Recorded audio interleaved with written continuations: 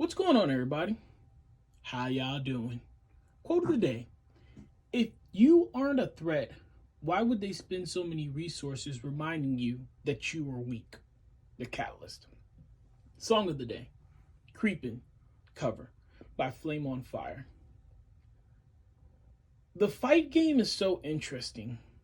Boxing, MMA, kickboxing, wrestling, sumo, everything is, when it comes to combat sports, is so interesting because there's a strategy of, sometimes they call them cradle killers, where they want to destroy you in your early stages.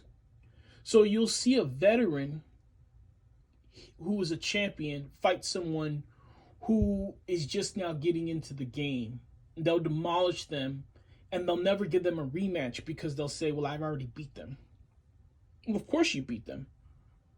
They were just learning the game. They were just getting into the sport.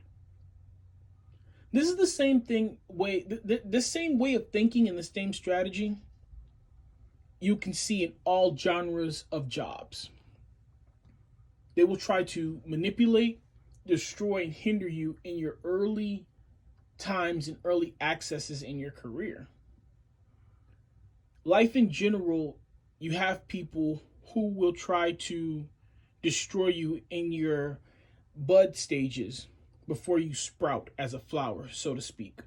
They will try to hinder you while you were young to keep you from growing up. It's something I say a lot. I talk about the analogy of a cub being beat down before he can become a lion, or a baby elephant being trained that he's weak before he becomes a full grown elephant.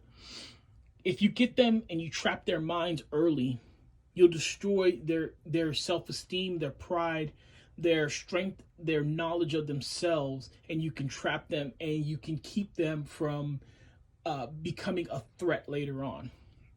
My point is, the more opposition you get, the more affirmation you get. You've heard it before, and you've heard it. This isn't nothing new. People say they celebrate their haters because their haters know that they've made it. It's not necessarily a lie. Knowing that someone is out there just doing nothing but talking down on your success means you have something worth talking about. This is one of the universal truths, that when you create something of value, someone will try to take it from you. So you'll have to protect it. You'll have to fight for it. I didn't say that to give the haters a spotlight or to give you an excuse to talk to them. But I do want to bring it to light when someone or something is using countless resources to remind you that you're weak. It's because you're a threat. You don't attack something that you don't see is going to come up as opposition for you. You won't waste your time going after something that you don't see is going to become a problem later on. So if you're getting opposition from the enemy, if you're seeing people throwing stones at you, congratulations, you're a success. In some shape or some form, you're worth their time talking about.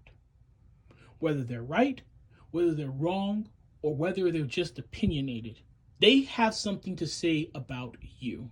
And people don't talk about things that don't matter. So I hope that helps someone out there right now who is wondering why they are seeing the opposition that they're seeing. It's because you're growing. It's because they can now see your potential. It's a gift and a curse, because the people that want you to succeed see your potential, but also those who want your spot see it too.